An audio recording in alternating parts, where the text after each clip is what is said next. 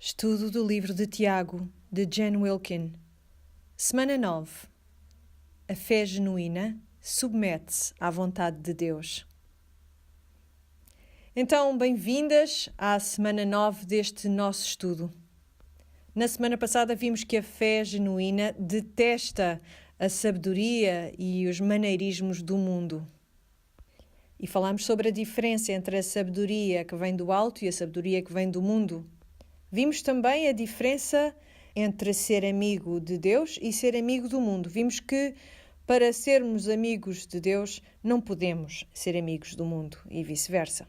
Ser amigo do mundo é ser inimigo de Deus, o que quer dizer que nós vamos acabar por viver as nossas vidas aqui como extraterrestres, como estranhos. Lembram-se de como se sentiam na escola secundária?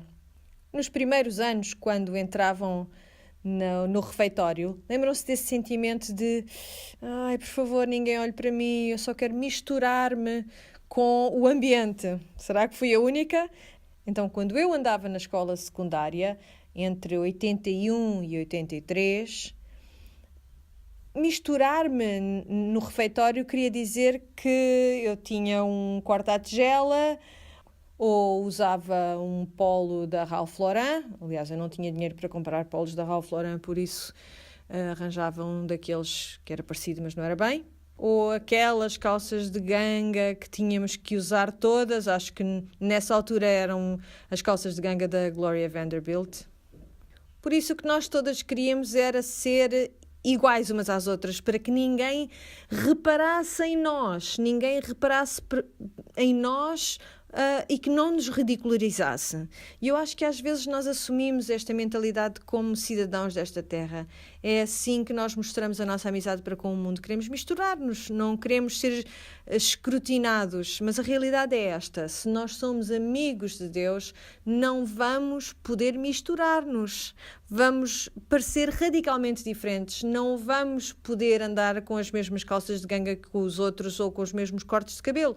Vamos ser diferentes, vamos agir de modo diferente. Por isso, quando os meus filhos chegam a casa, vêm da escola e nós falamos sobre o que os outros miúdos têm ou não têm, sobre o que vestem, ou seja o que for, aquilo que nós sempre temos de lhes dizer, uma vez após outra, é: como é que tu te sentes quando não tens essas coisas?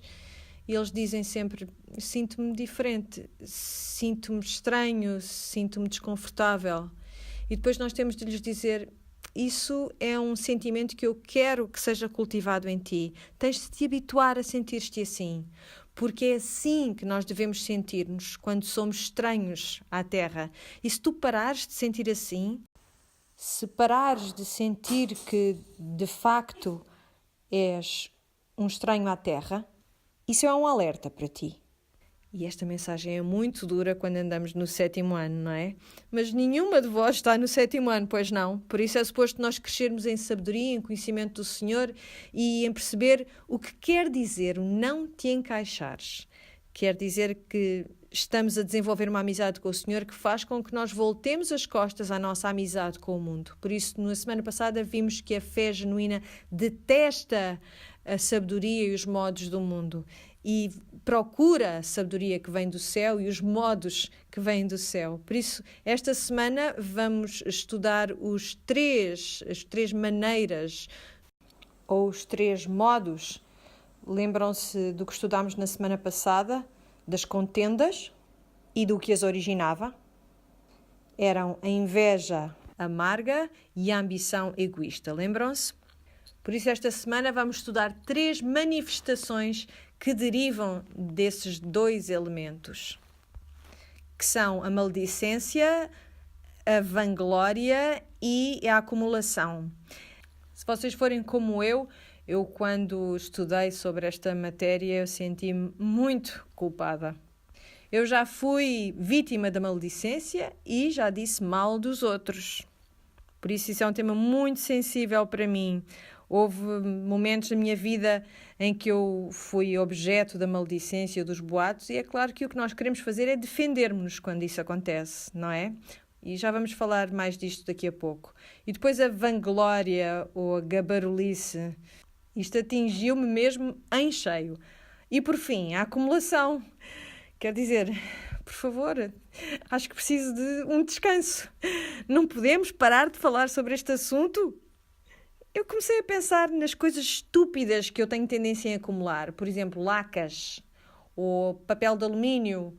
Coisas, por exemplo, eu estou no supermercado e penso, eu se calhar estou quase a acabar o pacote que tenho lá em casa disto. E lá agarro eu noutro pacote, sem nenhuma necessidade, porque quando chego a casa vejo que tenho 5 na despensa. Ou então aquela sensação de que eu não tenho aquilo que preciso. Isto é tão presente na nossa cultura. Todos nós sentimos que não temos aquilo de que precisamos. Por isso foi uma semana muito dura para mim, mas vamos cavar fundo e ver qual é esta marca da fé genuína. Vamos olhar para o versículo 11. Tiago tem isto para nos dizer. Irmãos, não falem mal uns dos outros. Aquele que julga o seu irmão ou fala mal dele está a falar mal da própria lei de Deus e a julgá-la. E se pretendes julgar a lei, já não a estás a cumprir, porque fazes-te juiz dela. E só há um que tem poder para dar leis e para julgar, aquele que tem poder para salvar ou condenar. Mas tu quem és para julgares o teu semelhante? Então, Tiago começa esta porção do texto com esta ideia que é uma continuidade da semana passada. O que é que causa a maldicência? Será que não é a inveja amarga e a ambição egoísta? Então ele está a apontar aqui para a necessidade de não falarmos mal uns dos outros e não dizermos mal uns dos outros. Mas não é uns dos outros só. Irmãos. Irmãos e irmãs. Portanto, será que ele está a falar da maldicência em geral? Não, ele está a dirigir-se àquelas pessoas que estão na comunidade dos crentes e está a dizer-lhes, ouçam, não falem mal dos vossos irmãos e irmãs em Cristo. E será que isto quer dizer que não devemos dizer mal das pessoas que estão fora da igreja? Não, o que ele está a dizer é, de todas as pessoas que vocês não devem dizer mal, especificamente as pessoas que são vossos irmãos e irmãs, vocês não podem dizer mal. Por exemplo, um exemplo da minha casa.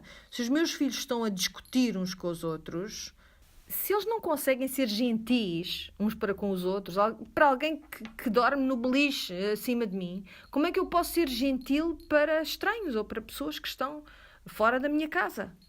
É isso mesmo que Tiago está a dizer a esta igreja primitiva. Lembrem-se que eles estavam debaixo de circunstâncias muito difíceis. Já falámos bastante disto. Dificuldades financeiras, dificuldades políticas. Eles tinham sido expulsos dos seus círculos de amizades por já não serem judeus, por terem adotado este novo sistema de crença. E por isso eles estavam a sentir a pressão. E o que é que nós fazemos quando sentimos pressão? Atacamos as pessoas que estão mais próximas de nós.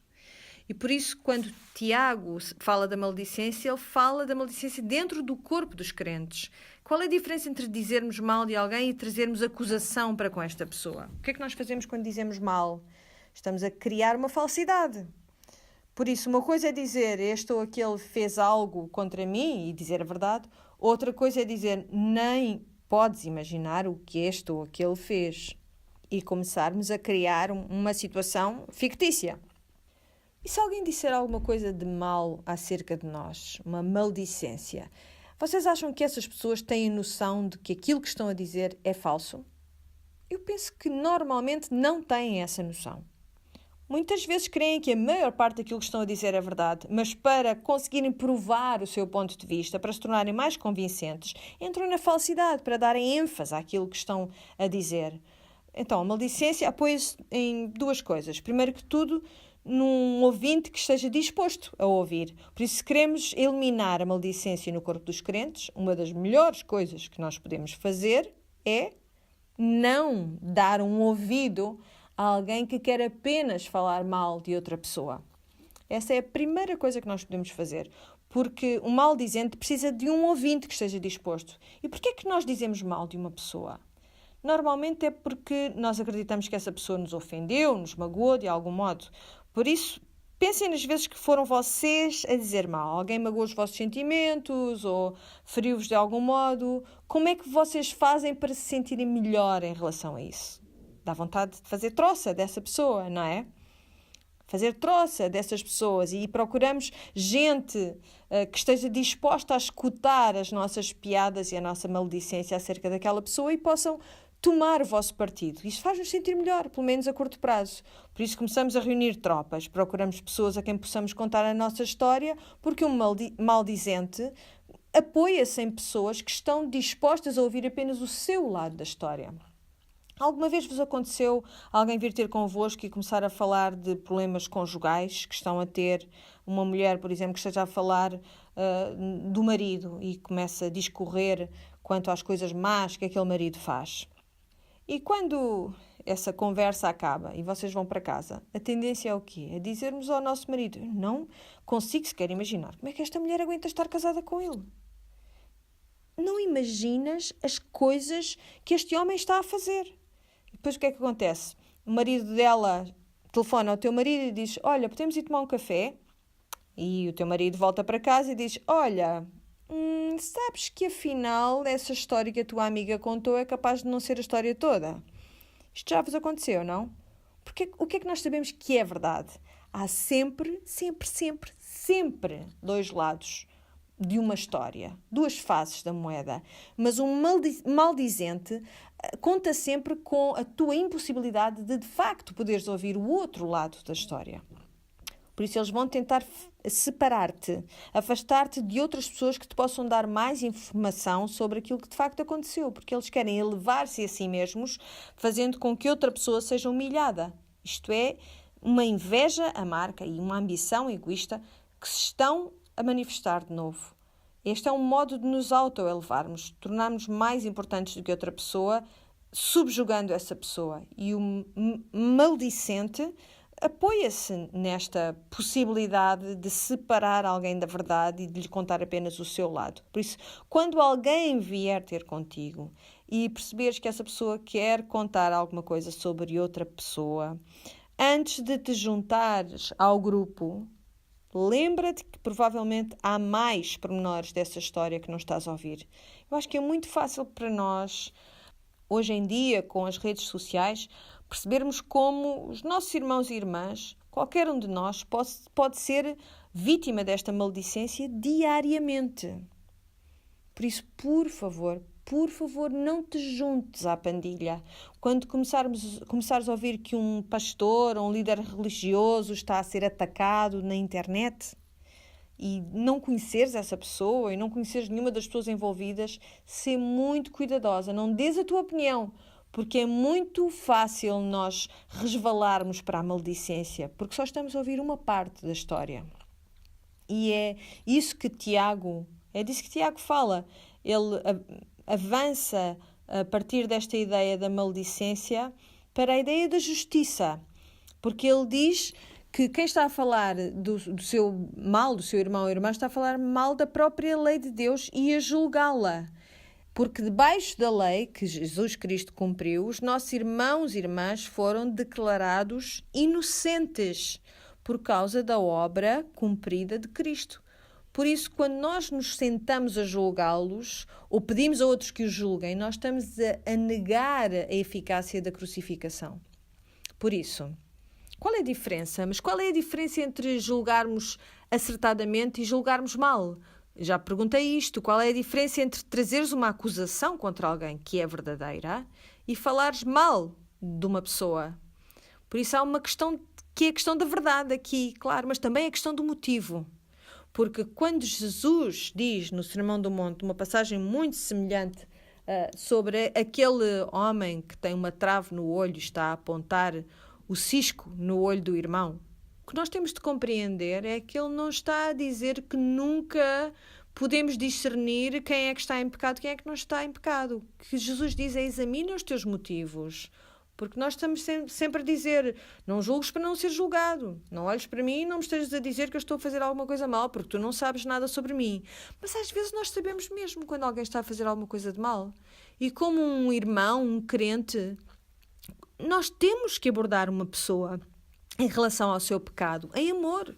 Então qual é a diferença? O tipo de julgamento que é errado para nós é aquele que tem como objetivo rejeitar, ferir e condenar. O tipo de julgamento que é certo para nós é aquele que tem como objetivo curar e restaurar. São duas coisas completamente diferentes. E o que Tiago está a apontar É este tipo de julgamento que quer condenar e rejeitar. Ele está a dizer, não penses que podes sentar-te no trono do julgamento. Ele diz que se tu estás a julgar a lei, então não és uma pessoa que cumpre a lei, mas que quer julgar. O que ele está a dizer é, quando estás a fazer isto, então paraste de fazer a vontade de Deus e tornaste então juiz. Mas que juiz és tu? Diz no versículo 12, só há um que tem poder para dar leis e para julgar. Aquele que tem poder para salvar ou condenar. É interessante que ele tenha juntado esta frase aqui. Então, quem é aquele que tem poder para dar leis e para julgar? É o Senhor, certo? Notem o que ele diz. O Senhor tem poder para salvar ou condenar. Mas o julgamento humano, por contraste, qual é o poder que tem o julgamento humano? Nós podemos salvar alguém? Não. Nós só podemos destruir alguém. Quando nós fazemos um julgamento injusto, o que nós fazemos é destruir. Mas o Senhor tem poder para salvar e para condenar. Portanto, ele diz, quem és tu para julgares o teu semelhante? Isto é uma boa pergunta para nós colocarmos a nós mesmas. Quem sou eu para julgar a minha semelhante? Nesse modo errado, nesse modo que quer condenar, que quer rejeitar. Vamos pôr isto em contraste, vamos pôr-nos em contraste com o nosso Deus, este juiz que é justo. Em contraste com Deus, nós somos transgressores da lei, não é? Então, também nós fomos condenadas pela lei quando julgamos outros pela lei. Nós transgredimos a lei e o Senhor nunca transgride a lei. Ele é a própria lei. Que conhecimento é que nós temos enquanto juízes? É total ou é parcial? Alguma vez foram a um tribunal? E eu não vou perguntar, não vou querer saber quem é que já esteve em tribunal. Mas quando estamos perante um juiz, que juiz é que tu queres ter a julgar o teu caso? Queres um juiz que só tenha uma parte da informação ou queres um juiz que tenha toda a informação? Assumindo que tu és inocente, claro. Queres aquele que tem toda a informação. E este é o juiz justo, e é assim que Deus é. Ele contém toda a informação. Por isso, o nosso julgamento não, é feito com conhecimento parcial. Nós só temos uma parte da história, ou talvez até tenhamos mais do que metade da história, mas nunca conseguimos ver toda a imagem, não temos a visão completa como o Senhor tem. E os nossos motivos? Nós julgamos com motivos impuros para nos autoelevarmos. E quanto ao Senhor, que motivos tem Ele? O seu motivo é sempre puro, proteger o seu nome, que é santo. E quando nós julgamos, nós, os juízes humanos, a nossa tendência é pedir justiça e não misericórdia. Isto não é o que o nosso Pai Celestial tem demonstrado entre os nossos irmãos e irmãs. Ele não pede justiça aos nossos irmãos e irmãs, pede misericórdia. Misericórdia em nome do seu Filho, Jesus Cristo. Aquele que cumpriu com a justiça a nosso favor. Quem és tu para julgares o teu semelhante? Não tens qualificações nenhumas qualificações para julgares, rejeitares ou condenares o teu semelhante. O que Tiago está a dizer é que se nós não mostramos misericórdia para com os nossos irmãos, então como é que nós vamos tratar aqueles que estão perdidos? Se nós nem conseguimos mostrar misericórdia para com aqueles que estão na nossa comunidade de fé, que pode ser que nós temos de demonstrar misericórdia de um modo convincente a um mundo que é descrente. Por isso, nós lembramos-nos que aqueles que estão contra a maledicência, aqueles que aplicam uma forma de julgamento que é certa, aqueles que são rápidos a ouvir e lentos a falar e lentos a irarem-se, certo? E esses que julgam mal são aqueles que são rápidos a falar, lentos a ouvir e rápidos a irarem-se. Se nós não temos misericórdia para com os nossos irmãos, como é que vamos tratar os que estão perdidos? E depois Tiago avança para outra manifestação de inveja amarga e ambição egoísta. E essa é a vanglória. Há um tipo específico de vanglória ou de gabarulice aqui. E o tom de Tiago muda a partir deste ponto. Notaram isto no estudo desta semana? Em vez de dizer meus caros irmãos ou meus irmãos, o que é que ele diz? Há por aí quem diga. Nós vamos ver isto na próxima secção também. Há por aí quem diga. O tom dele torna-se menos familiar, menos próximo e nós começamos a vê-lo a falar de assuntos que não têm ou não deveriam ter nada a ver com as pessoas que fazem parte do corpo de Cristo. E eu acho que aquilo que nós vemos aqui, o que os comentadores dizem que estamos a ver, é que ele agora está a fazer uma concessão de que haja gente no corpo dos crentes que de facto não seja crente. E depois também há aqueles que têm a fé genuína, mas que ainda assim lutam com este tipo de pecado. E por isso, quando ele fala dos ricos, vai tornar-se muito duro no seu discurso. E por isso ele está a construir o discurso nesta direção. Há por aí quem diga, diz ele, hoje ou amanhã vamos para tal terra, passamos lá um ano a fazer negócio e ganharemos bom dinheiro. Mas nem sequer sabem o que vos vai acontecer amanhã. Não passam de uma nuvenzinha que aparece uns instantes e rapidamente desaparece. Ele já tinha feito esta referência, lembram-se da erva que seca e a flor que murcha? Lembram-se no capítulo 1, ou esta imagem do vapor, uma nuvem ténue, um vapor que desaparece. Jesus também utiliza esta imagem, por isso isto é um eco de Tiago, esta ideia de que nós somos algo efêmero. Estamos aqui e rapidamente já não estamos. Por isso, estás a pensar que vais planear o que vais fazer daqui a 2 anos? Isto quer dizer que não podemos planear o nosso futuro?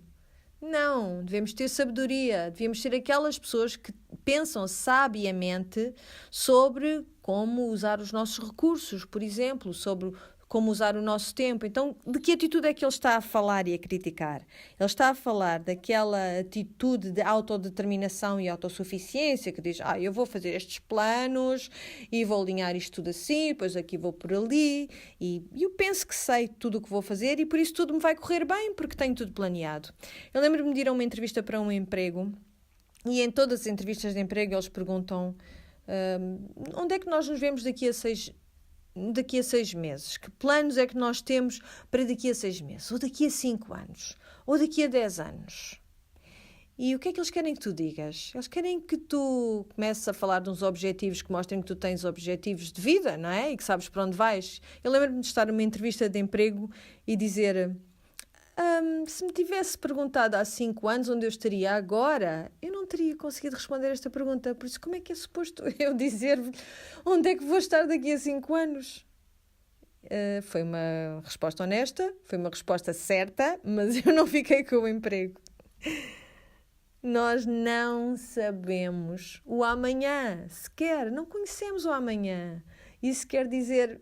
Ok, faz os teus planos com a melhor da sabedoria, do conhecimento que tu possas juntar para fazer esses planos, mas está disposta também a abrir mão deles. E isto é outro contraste com Deus, porque Deus é eterno e se nós somos efêmeros, o Senhor é eterno. Ele existe fora do tempo. Ele ordena todas as coisas. Quanto conhecimento é que nós temos? Temos conhecimento parcial. Quanto conhecimento é que temos do futuro? Nada, zero. Podemos fazer previsões, claro, baseadas em padrões do que já vimos antes, mas nós não temos nenhum conhecimento do futuro. E quanto conhecimento tem Deus do futuro? Ele tem o conhecimento perfeito, não é só do futuro, mas também do presente e do passado. Ele tem tudo dentro da sua esfera de conhecimento. Quanto conhecimento é que nós temos que possa servir para impactar o mundo à nossa volta? Muito pouco. Quanto poder é que nós temos? Zero. E quanto poder é que tem o Senhor? Aquele que veste os lírios do campo, aquele que alimenta o pardal, tem todo o poder. Quanta autoridade e controle é que nós temos? Nós temos muito pouca. E é por isso que nós somos tão tolos quando se trata de exercer controle e autoridade sobre outra pessoa, porque sabemos que não temos nada. E quanto controle e autoridade é que tem Deus? Ele tem todo o controle e autoridade. Ele é o Senhor soberano. Por isso, o Tiago vai apresentar-nos um modo diferente que nós podemos ter para olhar para o futuro. Em vez de dizeres, eu vou fazer isto e vou fazer aquilo e vou fazer aquilo outro e por causa disto tudo me vai correr bem, ou seja o que for. Porque eu disse que era assim, porque eu decidi que era assim, porque eu proclamei que era assim, porque eu já fiz tudo o que era certo, portanto o Senhor vai recompensar-me por ter sido tão boa nisto, vou ter a minha recompensa. Ele diz, não, em vez de falares assim, destes modos, deverias dizer, no versículo 15, Se Deus quiser, ainda estaremos vivos e poderemos fazer isto ou aquilo. Mas não, a vossa arrogância leva-vos ao orgulho. Porém, esse género de orgulho nunca é bom. Por outras palavras, o que é suposto eu dizer é, bem, se Deus quiser, eu vou fazer isto ou vou fazer aquilo. Atenção, não se trata de batizar os teus planos tolos para o futuro com uma frase que possa, de algum modo legitimá-los ou torná-los santos.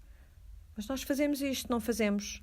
Ou então usamos isto como um modo de empatar as pessoas. Se alguém vem ter contigo, por exemplo, e diz, olha, eu preciso mesmo de ajuda para organizar o programa, tens tempo para isto? E eu digo, bem, olha, eu vou sondar o Senhor em relação a isso.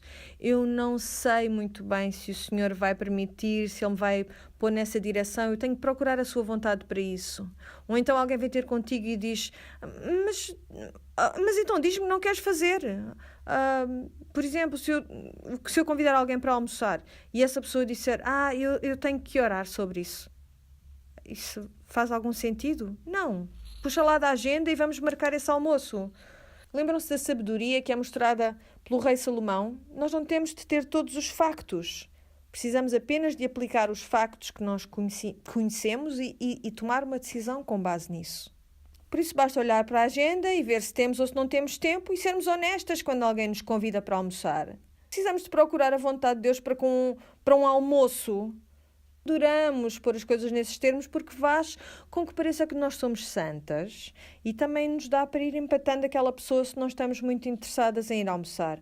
Por isso, se eu depois voltar a essa pessoa a quem perguntei se me podia organizar com o programa e essa pessoa me responder, eu não senti que isso seja do Senhor para mim, Ele não me está a levar nessa direção, eu apetece-me dar-te um murro na cara, se é isso que tu me respondes, porque tu já sabias isso há 2 semanas. Por isso temos que ser muito cuidadosas com o modo como falamos, porque o que o Senhor quer que nós reconheçamos é que tudo pode acontecer amanhã.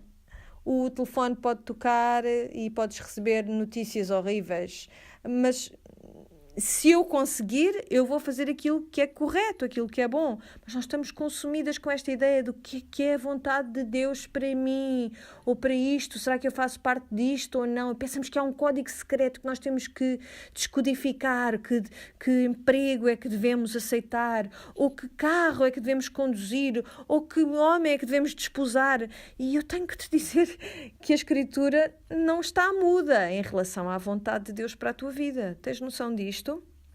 Por isso, vamos olhar bem para isto. Qual é a primeira vontade de Deus para a tua vida? É que tu sejas salva. 1 Timóteo 2, versículos 1 a 4. Peçam em primeiro lugar que todos façam a Deus orações, pedidos, súplicas e ações de graças por todos. Orem pelos que governam e exercem autoridade para podermos viver em paz e sossego, louvando a Deus com dignidade e com todo o respeito. Assim é que deve ser, e esta é a vontade de Deus, nosso Salvador. Ele quer que todos se salvem e cheguem ao conhecimento da verdade. Quem é que deseja que todas as pessoas se salvem? 2 Pedro 3, 9 diz o seguinte: Não é que o Senhor demora a cumprir o que prometeu, como alguns pensam. É paciente convosco, pois não quer que ninguém se perca, mas que todos venham a arrepender-se. O Senhor quer que tu sejas salva. Nós podemos discutir as razões pelas quais nem toda a gente é salva, se é isto que o Senhor deseja, mas há uma bela resposta para isso, mas eu não tenho tempo para falar desse assunto agora. Por isso, aquilo que vocês podem saber é que se tens fé salvífica hoje, fé que salva, é porque o Senhor assim o deseja. Porque a primeira coisa que Ele deseja para a tua vida é que tu sejas salva. Tu podes também estar segura disto. O Senhor quer que tu sejas cheia do Espírito. Esta é a segunda coisa que Deus deseja para a tua vida. Está em Efésios 5, 17 a 18. Por isso, não façam as coisas de qualquer maneira, mas procurem compreender bem qual é a vontade do Senhor. Não se embebedem, pois o vinho leva à libertinagem, mas deixem-se encher do Espírito de Deus. Ora, cá está. Se vocês cresceram no contexto batista mais conservador em relação ao vinho, lamento imenso. Estou a brincar, eu também cresci nesse contexto. Este versículo não justifica a abstinência em relação ao vinho. Ok, sim, há aqui um aviso em relação ao vinho. Mas o que é que isto quer dizer? Está a estabelecer um contraste entre o que é estar embebedado com vinho, bêbado com vinho, ou bêbado do espírito. Imaginem, por exemplo, que uma de vós já esteve bêbada com vinho. O que é que aconteceu? Estamos prontas para tudo e corremos riscos, tornamos-nos ousadas, não é? O que ele está a dizer é, não te interesses por esse tipo de ousadia, sente cheia do Espírito Santo, deixa que o Espírito Santo te torne a ti ousada para fazeres grandes coisas. Este é o contraste que ele está a estabelecer. Esta é a vontade de Deus para a tua vida, que tu tenhas esse tipo de ousadia, a ousadia de quem está cheio do Espírito Santo como consequência da salvação. Mas há uma terceira coisa que o Senhor quer para a tua vida. O Senhor quer que tu sejas santificada. Nós já falámos sobre os 3 P's da salvação muitas vezes, não é? O primeiro P da salvação, o primeiro P tem a ver com tu teres sido salva da penalidade do pecado e por isso é justificada. O segundo P é que foste salva do poder do pecado e por aí somos santificadas e é disso que estamos a falar agora. O terceiro P é que fomos salvas da presença do pecado quando fores glorificada, quando fores para o céu ter com o Senhor. Mas a vontade do Senhor é que tu sejas santificada, que tu progressivamente sejas liberta do poder do pecado e comeces a escolher bem em vez de escolheres mal. Vejam o que diz na primeira carta aos Tessalonicenses, no capítulo 4, nos versículos 3 a 8. A vontade de Deus a vosso respeito é que vivam em santidade, afastados da imoralidade, que cada um saiba usar com dignidade e honra o seu próprio corpo. Eu acho que nós não podemos fazer isto mais claro do que está aqui. Não se deixem levar pelos maus desejos, como fazem aqueles que não reconhecem Deus. Neste ponto, ninguém deve fazer mal ao seu irmão, nem prejudicá-lo, como já vos tinha dito e avisado. O Senhor castiga duramente todos esses pecados, pois Deus não nos chamou para a imoralidade, mas para vivermos em santidade. Portanto, aquele que desobedece a estes preceitos não é a um homem que desobedece, mas sim a Deus, que vos dá o seu Espírito Santo. E como vimos, é a vontade de Deus que tu sejas cheia deste Espírito, não é? Portanto, Ele quer que tu sejas sejas salva, sejas cheia do Espírito, que sejas santificada, e a quarta coisa é, Ele quer que tu sejas submissa. Que tu sejas submissa. Primeira carta de Pedro, capítulo 2, versículos 13 e 14.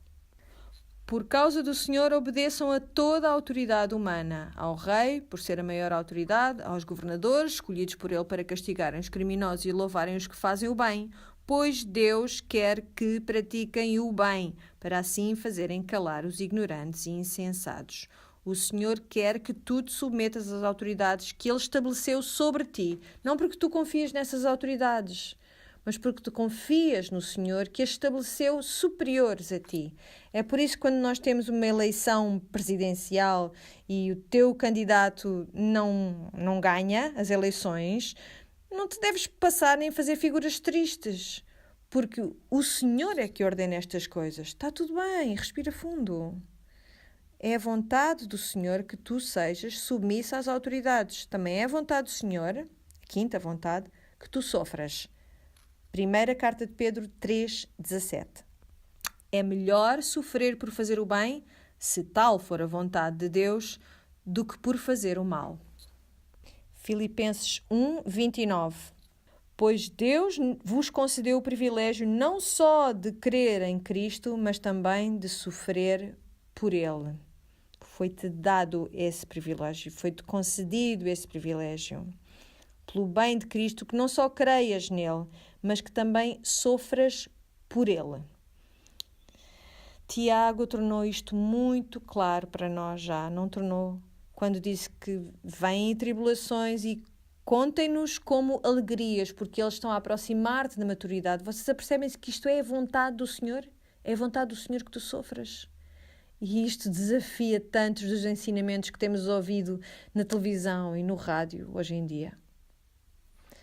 Não, num certo sentido, o sofrimento torna-se nas mãos de Deus, que faz com que todas as coisas funcionem, trabalhem em conjunto para o bem daqueles que o amam, que esse sofrimento se torne numa dádiva perfeita, não no momento, mas em última análise. Também é vontade do Senhor que tu obedeças. Não só que obedeças como um ato de adoração. Está no capítulo 12 de Romanos, versículos 1 e 2. Irmãos, peço-vos pelo amor de Deus que se ofereçam a Ele como ofertas vivas, santas e agradáveis. É este o verdadeiro culto que lhe devem prestar. Não vivam de acordo com as normas deste mundo, mas transformem-se, adquirindo uma nova mentalidade. Assim compreenderão qual é a vontade de Deus, isto é, o que é bom, o que lhe é agradável e o que é perfeito. Nós temos de obedecer como um ato de louvor, mas também obedecer a partir do coração. Efésios 6, 5 e 6. Escravos, obedeçam cuidadosamente aos senhores que tiverem neste mundo. Façam-no com lealdade, como se estivessem a servir a Cristo. Não obedeçam só quando estão a ser vigiados e para lhes agradar. Comportem-se como servos de Cristo, que põem toda a sua alma no cumprimento da vontade de Deus. Com toda a sua alma. Deus quer que lhe obedeçamos como um ato de adoração, do vosso coração e também como um modo de vida. Colossenses 1, 9 e 10. Por tal motivo, nunca mais deixámos de orar por vós, desde o dia em que soubemos tudo isso. Pedimos a Deus que vos dê o pleno conhecimento da sua vontade, concedendo-vos toda a sabedoria e entendimento que vem do seu Espírito. Desse modo poderão viver segundo a vontade do Senhor e fazer o que lhe agrada, praticando sempre o bem e crescendo no conhecimento de Deus. E por último, Ele quer que lhe obedeçamos por sermos capacitados pelo Espírito Santo. Hebreus 13, 20 e 21. Que o Senhor da paz, que ressuscitou Jesus, nosso Senhor, o grande pastor das ovelhas, selando com o seu sangue a eterna aliança, vos conceda aquilo de que precisam para realizarem a sua vontade. Por isso, aquilo que eu tenho de perguntar é: por que é que nós ainda estamos todas à procura da vontade de Deus para a nossa vida? Por que é que nós ainda estamos à procura de alguma coisa que o Senhor já proclamou na sua palavra? Eu acho é porque nós achamos que a vontade de Deus é algo que nós temos de fazer, em vez de pensarmos que a vontade de Deus é alguém em quem nos devemos tornar. Porque aquilo que as Escrituras dizem é o quê? Que tu tens de ser salva, tens de ser cheia do Espírito, tens de ser santificada, tens de ser submissa, tens de ser sofredora, tens de ser obediente. Percebem que se nós nos tornarmos na pessoa que o Senhor quer que nós nos tornemos, aí sim nós fazemos aquilo que o Senhor quer que nós façamos. Para de procurar pelo código secreto, pelo mistério que te vai dizer qual é o caminho que tu tens de seguir, porque o Senhor já te disse tão claramente que esta é a sua vontade para a tua vida. Há um livro que saiu aqui há uns anos que diz: faz alguma coisa, é o título deste livro. Just do something. Eu não sei se conhecem este livro, é do Kevin DeYoung. Tem um subtítulo muito longo, mas é muito bom. Chama-se Just Do Something. Faz alguma coisa. Uma abordagem libertadora para fazermos a vontade de Deus. Sonhos, visões, impressões, portas abertas, lançar as sortes, versículos bíblicos ao calhas, mensagens subliminares, etc. Por isso, escutem aquilo que Kevin DeYoung disse sobre a vontade de Deus. Ele diz, muito simplesmente, a vontade de Deus é que tu cresças na semelhança de Cristo. Deus promete que todas as coisas contribuam para o bem daqueles que o amam, para que possamos conformar-nos à imagem do seu Filho. Por isso, casa-te lá com alguém, desde que tenham um jugo igual, que até gostem um do outro. Vai, aceita esse emprego, desde que não seja num meio completamente corrompido. Vai viver para esse país. Casa com alguém ou não cases com ninguém, mas deixa de lado a passividade e esse desejo de perfeccionismo e essa preocupação pagã com o futuro. E, por amor de Deus, começa a tomar decisões na tua vida.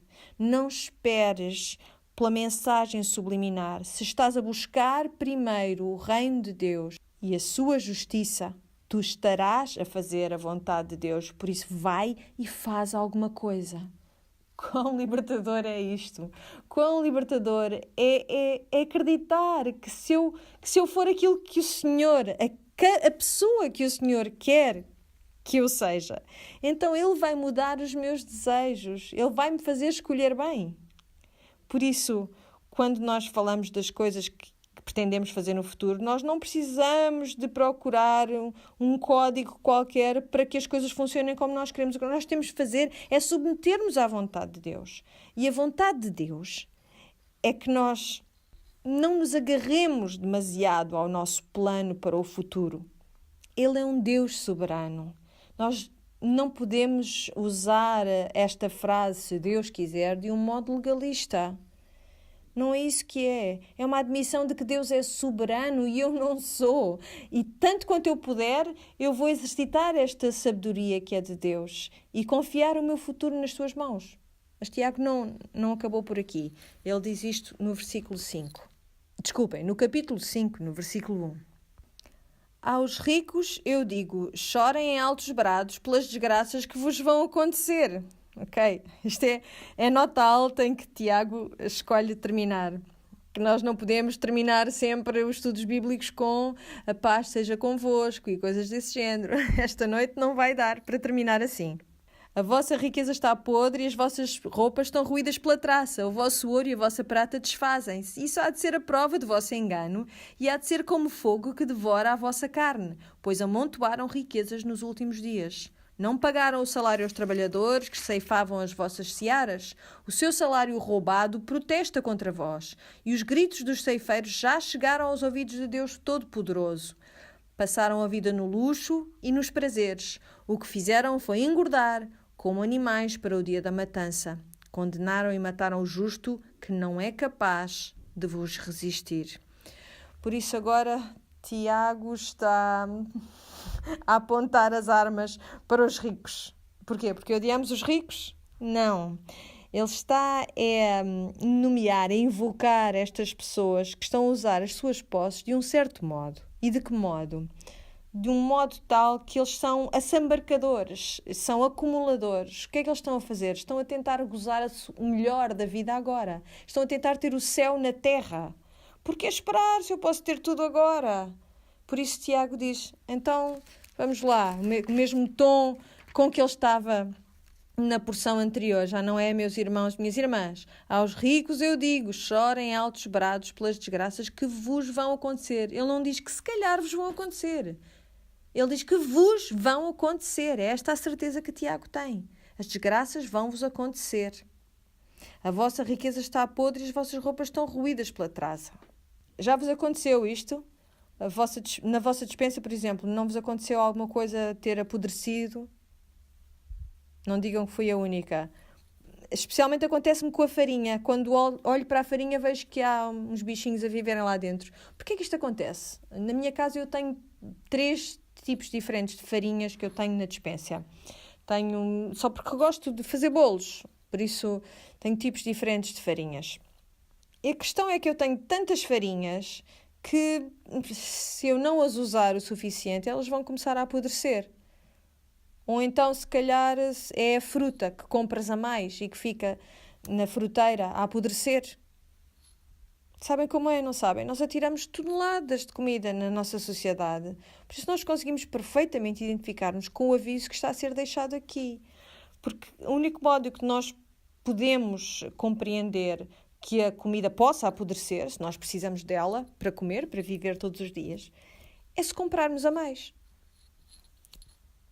A única maneira de teres roupa que é comida pela traça é se tiveres mais roupa do que aquela que precisas de usar. Imaginem estas pessoas para quem Tiago estava a falar. Eram gente rica? Já percebemos que não é? A maior parte deles eram pessoas com dificuldades financeiras. Talvez houvesse alguns ricos no meio deste grupo, porque ele até mencionou essa necessidade de não mostrar favoritismo para com os ricos, não é? Portanto, é possível que houvesse ricos. Mas a quem é que ele estava a dar esta ilustração? Ele estava a dar esta ilustração a pessoas que eram pobres. O que ele estava a dizer é, quantas roupas é que os pobres têm? Têm as roupas que têm no corpo. É por isso que em Deuteronômio havia aquelas leis que diziam que não se podia tirar o casaco a alguém que não tinha mais nenhum para usar. Mas o que nós estamos a ver aqui é uma condenação daqueles que têm tantas coisas que elas estão a desfazer-se à sua volta, a serem consumidas pela traça, porque têm acumulado tesouros. Estas riquezas têm apodrecido. A prata e o ouro não se corrompem. O que o Tiago está aqui a dizer é, mesmo as coisas que tu achas que vão durar para lá de qualquer um destes efeitos, mesmo essas coisas vão desfazer-se. Porquê? Porque nós sabemos que não podemos levar estas coisas quando morrermos. Não podemos. Tu és um vapor na terra. Achas que esse vapor vai conseguir levar consigo algum ouro, prata que tenha acumulado aqui? E ele diz ainda, isso há de ser a prova do vosso engano, e há de ser como o fogo que devora a vossa carne, pois amontoaram riquezas nos últimos dias. Por isso, em vez de estarmos a ansiar por este céu que ainda não chegou até nós, em vez de ansiarmos, sim, desejarmos, sim, esse céu, nós estamos a acumular a ira contra nós nos dias vindouros, não é? Porque estamos a acumular as riquezas aqui neste lado. É verdade que nós estamos a viver os últimos dias desde que Cristo veio, certo? Porque Ele é que inaugurou esses últimos dias. Não sabemos quanto tempo é que isto vai durar até o Senhor Jesus voltar. Alguns acham que vai ser muito em breve, outros não sabem. Mas aquilo que eu notei é uma certa tendência. Quanto mais velhos nós nos tornamos, mais seguros estamos que o Senhor vai voltar mesmo, está quase a voltar, em breve. Por isso, quando temos 15 anos, pensamos, Senhor, não venha já que eu ainda quero namorar. Ou depois pensamos, não venha já, que eu quero casar-me, ou ainda quero ter filhos. Depois, quando chegamos à minha idade, pensamos assim, ora bem, a traça come, a ferrugem destrói, está tudo a descambar e a descair. Percebemos que o nosso corpo está a desistir de nós e de repente damos por nós a dizer, Senhor Jesus, vem lá, vamos lá embora. Temos esta mentalidade de tira-me daqui, porque isto agora já não está tão jeitoso para mim, deste lado. Temos que compreender que mesmo quer o Senhor volte no teu tempo de vida ou não, a tua vida é um vapor, é uma névoa. Moisés diz no Salmo 90, o homem tem 70 ou 80 anos de vida.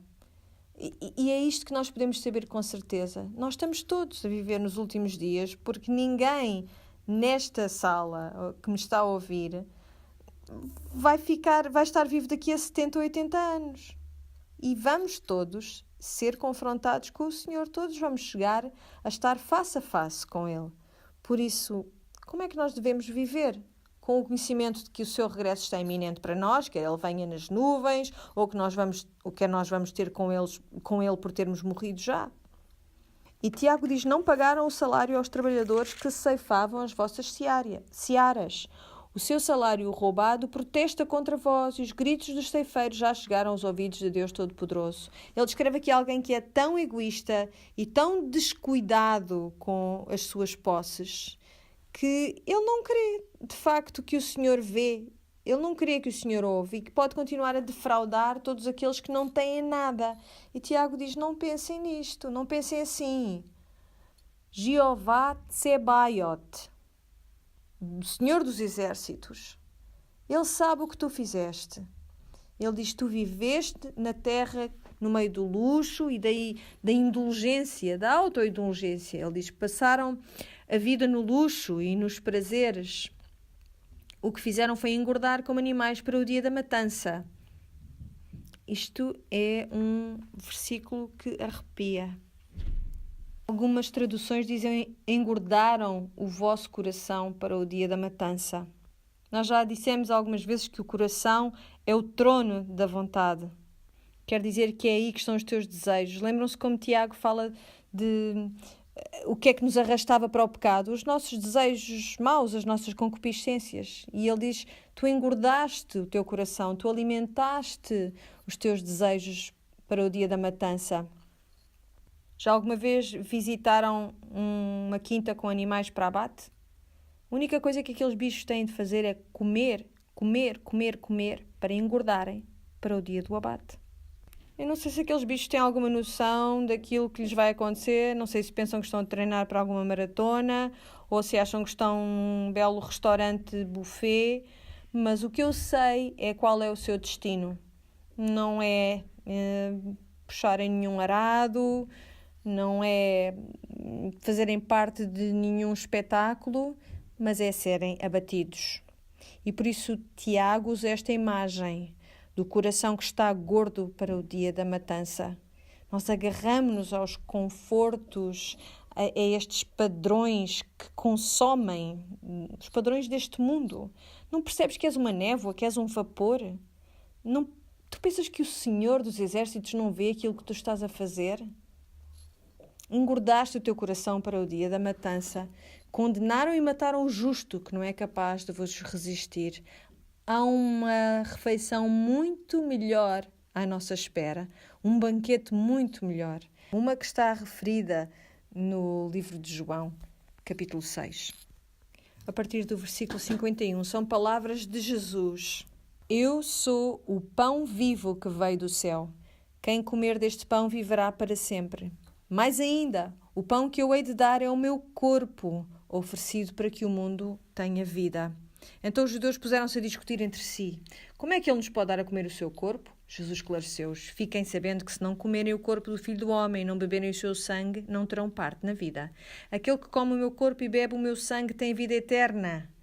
E eu o ressuscitarei no último dia. Ou seja, tem um coração que vai sobreviver ao tempo. No versículo 55. Pois o meu corpo é verdadeira comida e o meu sangue é verdadeira bebida. Quem comer o meu corpo e beber o meu sangue vive unido a mim e eu a ele. Assim como o Pai, que é Deus vivo, me enviou e eu vivo por meio dele, também aquele que se alimenta de mim vive por mim.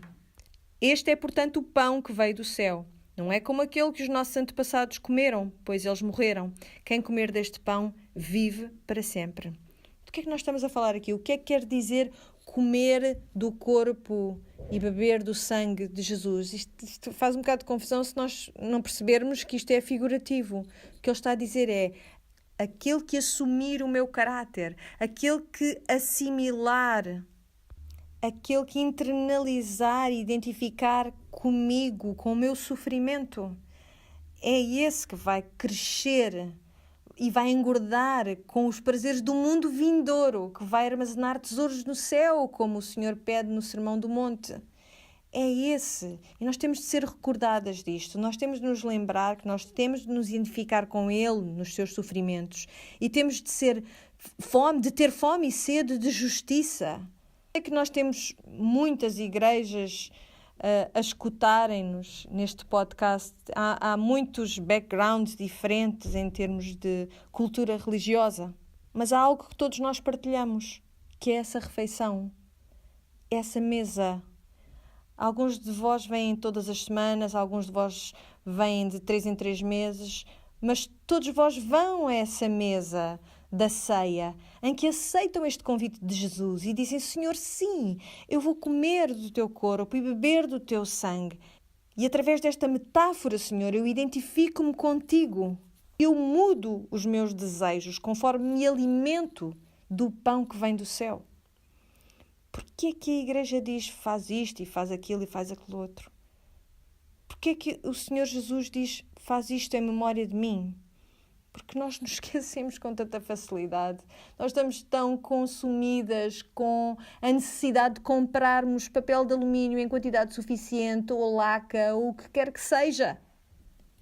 Estamos tão consumidas com as nossas angústias, os nossos planos, os nossos objetivos daqui a 5 anos. Estamos tão consumidas com fabricar uma mentira sobre a pessoa que está sentada ao nosso lado na igreja. Por isso, todas as semanas, em algumas das vossas igrejas, a intervalos regulares, nós juntamos-nos enquanto corpo de Cristo e dizemos: Senhor, nós voltamos os nossos apetites para aquilo que é bom, verdadeiro. Nós voltamos os nossos apetites para aquilo que eles deviam ser, engordando os nossos corações não para o dia da matança, mas para o dia do teu regresso. que estes últimos dias sejam dias que estão cheios de tesouros armazenados no céu. A fé genuína olha para além deste mundo. A fé genuína submete-se à vontade de Deus. Por isso, ao fechar este estudo, eu vou colocar-vos 3 perguntas. Como é que esta semana vais evitar a maledicência? Como é que tu podes guardar as tuas próprias palavras contra dizeres falsidades acerca de outras pessoas na comunidade de fé, mas também aqueles que estão fora da tua comunidade? E eu vou acrescentar mais uma coisa. Se há aqui alguém que tenha sido vítima da maledicência, como é que tu podes orar por misericórdia para com essa pessoa em vez de justiça? Porque é muito difícil ficar zangado com alguém por quem nós intercedemos. E depois a outra pergunta que eu tenho é esta. Que planos futuros é que são tão importantes para ti que tu te agarraste demasiado a eles? Como é que tu podes refrasear isso e dizer, se o Senhor quiser? Como é que tu podes mudar o teu foco em relação a esses planos? Que planos futuros é que estão a ser o teu alicerce para te sentires verdadeiramente feliz? E a terceira é esta. Tu controlas as coisas ou são as coisas que te controlam a ti? Como é que tu podes começar a entender o que é a provisão de Deus de tal modo que consigas largar as mãos das coisas desta terra e possas começar a desejar uma melhor refeição em que te identificas com Cristo? Vamos orar. Pai do céu, nós agradecemos-te por estas palavras belas e duras de Tiago e nós confessamos-te o nosso desejo de ler outra passagem de Escritura que tenha um final mais feliz, que nos faça sentir melhores connosco mesmas. Senhor, nós submetemos-nos a Ti mesmo nisto e dizemos, mesmo que seja uma palavra dura, nós sabemos que é sempre boa e, Senhor, nós oramos para que estejamos sempre abertas a ouvir o Teu ensino, que respondamos ao chamado, possamos afastar-nos da maledicência e da vanglória, que nós possamos afastar-nos das tendências acumuladoras que nós carregamos no nosso coração e possamos dizer, Tu falas uma palavra melhor sobre mim, Tu ensinas-nos o que comer e Tu providencias e providencias e providencias. E nós pedimos-te estas coisas no nome de Jesus. Amém.